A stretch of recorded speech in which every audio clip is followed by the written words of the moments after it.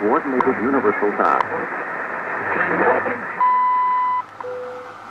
Hey everybody, N6TLU in the shack listening to a DX-302 receiver by Realistic. When I was a kid, I drooled over these things up at Radio Shack. Always wanted one, but back then they were like $400. It was like buying a car, right? Anyway, I've had a couple since then, and this is one of the nicest by far. The only issue with these things is they got crappy audio. The internal speaker is junk, and they really didn't use the right coupling caps, and the IF is a little bit pinched up. But I still like listening to it. So what I want to do is I'm going to change the speaker with a high performance speaker and add some audio coupling caps and see if we can wake it up, get a little bit more of a broadcast sound out of it. So here we go. Here's what the audio sounds like on AM now before modification. And wanted to say something to NLAW. Well, good to hear you too. You're sounding good here from Washington. I know about that 142. That's a really great road. It kind of goes all the way from one side of the thumb to the other, and you see a lot of really. So you can hear a lot of cracking in the speaker, limited pinched up audio. I've used up my 2 minutes. NADCR 73. This is KDHCVY. Sure thing. Not a whole lot of any kind of forest along the way, but sure a lot of farm fields there, Mike. In fact, you got to visit up there, and good seeing you too. Could have got you to hang around a little longer, but yeah, it gets a little crazy up there at night. You get through town and everything better than stand out, you know. Let's see what WWV sounds like before the audio mod.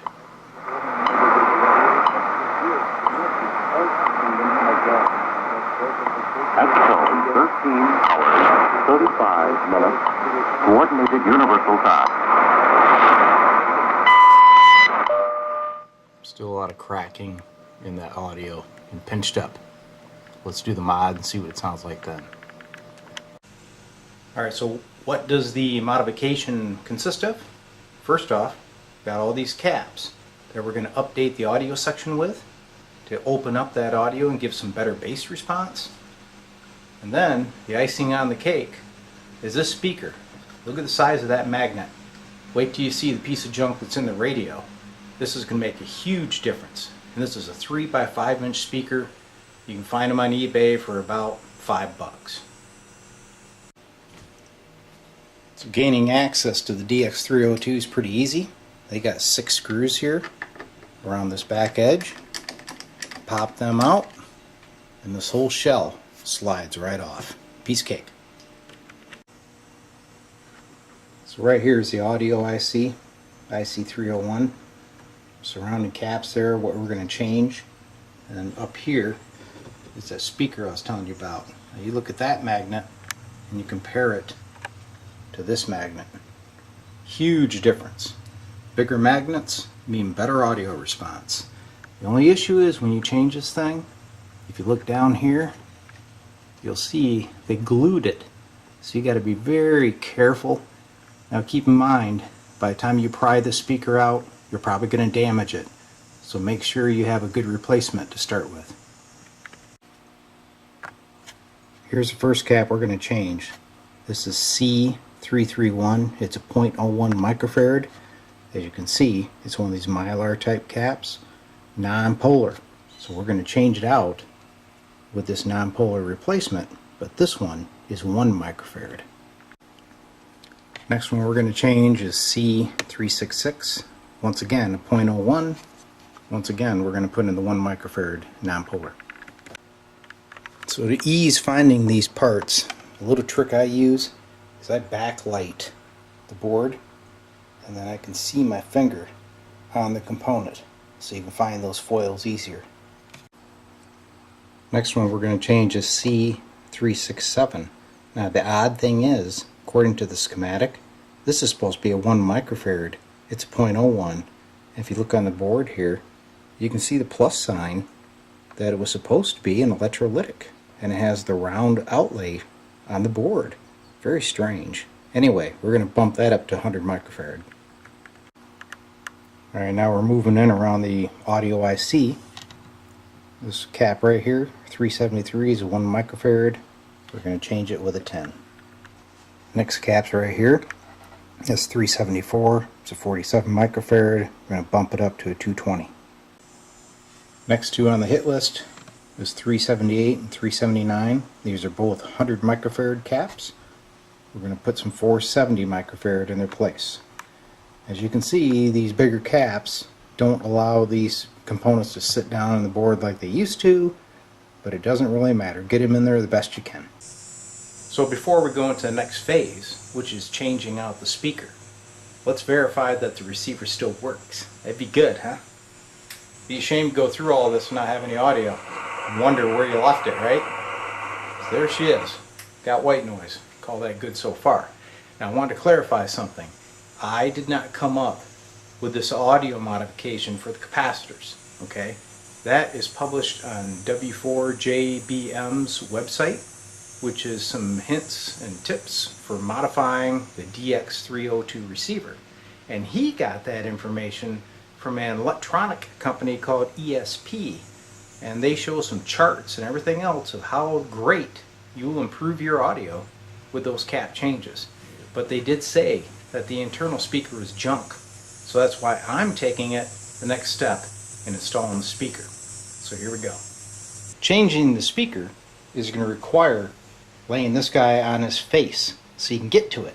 So I'd highly recommend you carefully remove the tuning knob, because this little spinner can easily get broken off.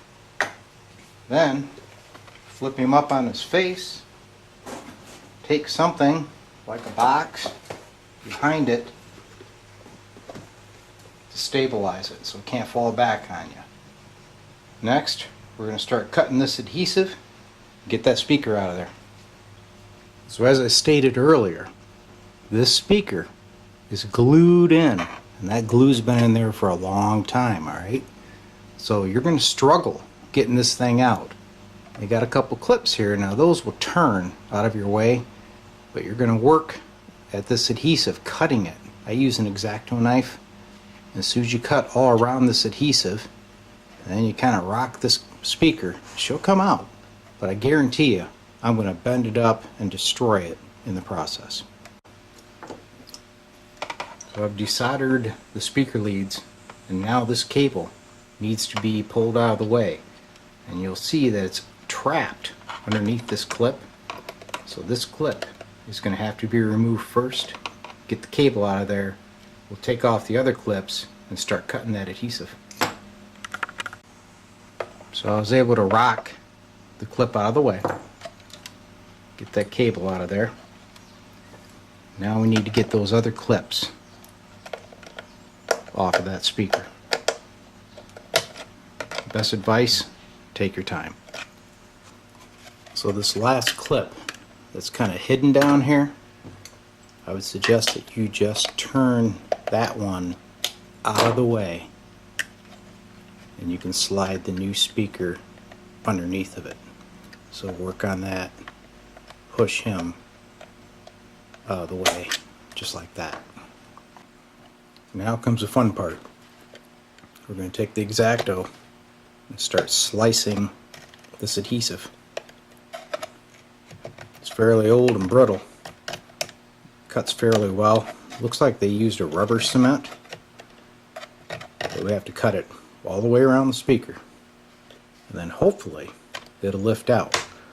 I've had some of these in the past that were easy, and I've had some that are real boogers. So after you have the adhesive cut, you're going to take a screwdriver, nice flat blade, get under there and start trying to lift up on that speaker. Okay, you can see he's still stuck real well, so I'm going to have to continue with cutting the adhesive. Whatever you do, don't use a heat gun. A lot of guys say, well, you can break down the adhesive with that. Yeah, and you can melt the front panel of your radio too, and believe me, it will. Alright, I've been working on this for about 10 minutes. It's not cooperating, so now we're going to go into the destructive mode of removing the speaker. I'm going to get under this edge with these pliers. I'm going to roll this thing up. Okay? So don't plan on using this speaker for anything else. This one here is a goner. Anyway, got to get under it, roll this metal up. You got to remember that all it's holding this in here is the adhesive that's on a cardboard ring. So once it starts letting loose, this thing will peel right out of here. Just be cautious when you're working around your grill here so you don't damage it. So here's the big guns. I'm going to have to just peel this speaker back. This baby's really hanging on. You can see that cardboard down there, okay? You would think that cardboard wouldn't be able to handle this, but this one here is fighting me. It says, no, leave me alone. Just going to keep wrapping this metal around until she pops loose. Alright, so we're getting there. Kind of like a can opener here, guys. She's coming up, though. I'm starting to have faith. I'm actually going to be able to get this out of here and not look like a fool on video. There she is. She broke loose. Got to be careful of the circuit board over here. So I'm going to get in here and pull her straight out. Okay, we're almost there. We're still hanging on by this adhesive. So hopefully I can get the old screwdriver in here and just pull her forward. It's coming. But man, this one here is a fighter.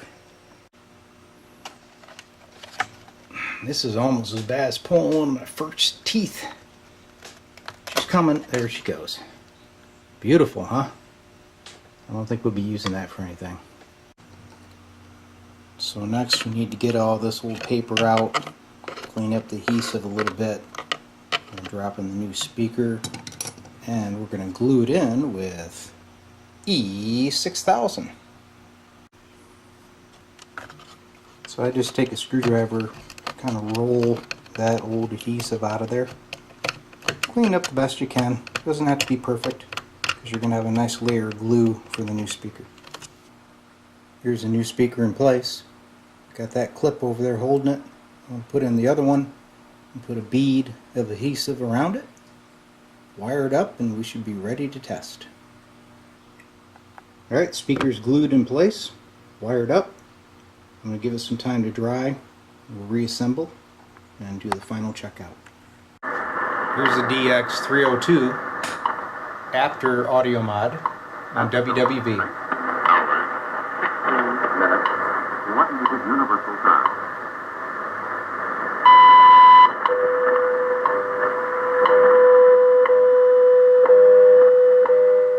You can see a lot of that raspy audio is gone. That may have just been the speaker. I don't know. But it already sounds much better. I have a lot more bass response. So next I'm going to get it in the cabinet. We'll hook it up to an external speaker and see how good it sounds. Here's the DX-302 using an external speaker. It's an old Ampex model. I'm on 40 meter lower sideband. Signal Hector, you're 5 and 8 in the clear from K3M, celebrating the life of St. Max Kolbe, canonized saint who gave his life in Auschwitz in 1941. We have a nice SASE. I send an SASE, you'll get a nice certificate. And we appreciate you checking in, Hector, from North Carolina. Over. Super clear. Back to WWV, but this time using the external speaker. Hours, 12 minutes. Coordinated universal time.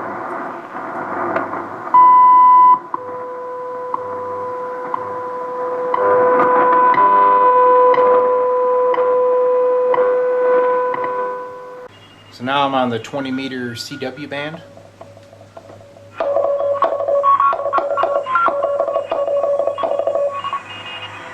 Guy's got a pretty punchy signal.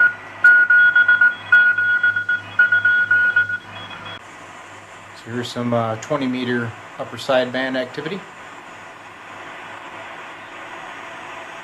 Well, Spike, it's great. It's working great. I know you're on an HOA, but I'm on a HELP. All right, brother. Well, thanks for stopping, man. You sound great. All right, brother. See you. W4WGN. Sounding beautiful. And that's 3X here in Manchester, Maryland for the Maryland QSO party. QRZ. Actually has great audio. Okay, Victor Golf India. Very clean. So here's some foreign broadcast on the 9 megahertz band.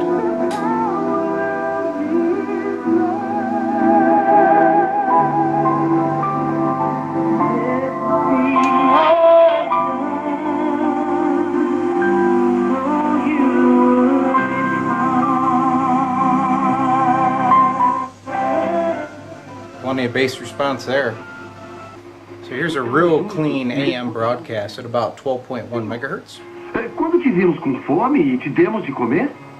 Ou com sede You e can te hear it sounds demos de great. beber? Now E let's quando switch te over vimos to the estrangeiro e internal te speaker. hospedamos?